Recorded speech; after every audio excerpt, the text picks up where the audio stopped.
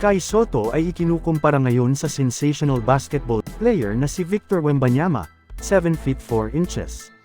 18 taong gulang pa lamang ay viral online sa talaga namang very impressive basketball skills nito. Napuna din siya ng founder at co-owner ng Draft Express na hindi makapaniwala sa kanyang napanood. Pumuntos lang naman ng 37, 4 na rebound at 5 block.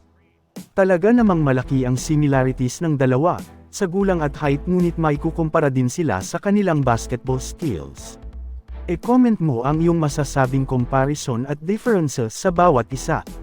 Mapapansin natin na talagang nabibigyan ng magandang play si Wembanyama ng kanyang mga kasama. Bukod pa dun, talagang nagagamit niya ang kanyang range sa laro, maliksi at magaling mamosesyon. Halatang batok ang batang ito sa training, mapa-dunk, sa tres at blockings, talagang sanay na sanay. Napakasarap yatang panoorin kung magkakaharap ang dalawang sensational na player na ito ay talaga namang match na match. Gusto nyo bang tumaya sa number 1 legit betting site sa buong mundo? Narito na, hatid sa inyo ng 1xBet. Maaari kang tumaya sa paborito mong sports, especially sa larong basketball. Huwag lang kalimutang i-click ang link sa ating pinned comment at mag-register para makakuha ng 7,000 pesos bonus sa inyong first deposit. Ilagay lang ang promo code na The GOAT. The victory is coming! Isang higanti na naman na gaya ng ating pambato na si Kai Sotto ang palong-palo dahil sa katatapos lang nilang laro ay siya ang nag-stand out. Sa 12-12 ng mga NBA star, executive at napaulat na humigit kumulang 200 scouts na lahat ay dumalo noong Martes upang panoorin ang 7 feet 4 inches super prospect na si Victor Wembanyama na haharap laban kay Scoot Henderson, na pareho sa ngayon ang malinaw na nangungunang dalawang prospect sa 2023 NBA draft class, kahit papaano ay nalampasan ng katotohanan kahit na ang pinaka-hype na mga inaasahan.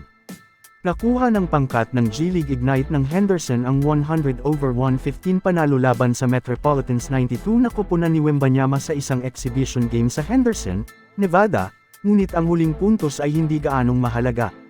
Ang lahat ng mga mata ay talagang nasa kung ano ang gagawin ng dalawang pangunahing atraksyon, at hayaan mo akong sabihin sa iyo, ang lahat ng mga mata ay kailangang lubusang humanga sa kung ano ang ginawa sa kanila sa loob ng Dollar Loan Center Arena.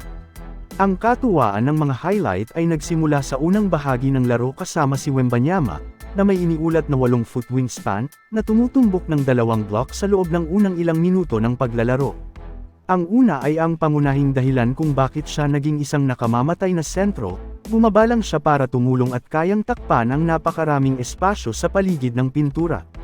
Ang kanyang pangalawa, isang swat pagkatapos bumaba sa coverage mula sa isang screen, ay higit na pareho, dahil muli niyang itinampok kung gaano karaming espasyo ang maaari niyang saklawin at kung gaano kalaki ang epekto ng kanyang mga haba sa mga shooter. Gaya ng nangyari sa buong gabi, tinyugno ni Henderson ang enerhiya ni Wembanyama sa isang hindi kapani-paniwalang suntok sa putok na labanan na naging shootout. Maagang pumunta si Henderson sa kanyang katapat, unang inatake ang Wembanyama sa perimeter sa pamamagitan ng paglalahad ng isang hakbang pabalik mula sa 3-point range. Nang maglaon sa laro, direktang inatake ni Henderson ang Wembanyama sa pintura at muli siyang nagtagumpay. Isa pang pagkakataon sa ika-4 na quarter, dapat tandaan, pinalo ni Wembanyama ang shot ni Scoot sa susunod na siglo. Sa 12-12 ng mga NBA star, executive at napaulat na humigit kumulang 200 scouts na lahat ay dumalo noong Martes upang panoorin ang 7-foot 4 na super prospect na si Victor Wembanyama na haharap laban kay Scoot Henderson, na pareho sa ngayon ang malinaw na nangungunang dalawang prospect sa 2023 NBA draft class, kahit papaano ay nalampasan ng katotohanan kahit na ang pinaka-hype na mga inaasahan. Nakuha ng pangkat ng G League Ignite ng Henderson ang 122 hanggang 115 panalo laban sa Metropolitans 72 na koponan ng Wembanyama sa isang exhibition game sa Henderson, Nevada, ngunit ang huling puntos ay hindi gaanong mahalaga. Ang lahat ng mga mata ay talagang nasa kung ano ang gagawin ng dalawang pangunahing atraksyon, at hayaan mo akong sabihin sa iyo, ang lahat ng mga mata ay K.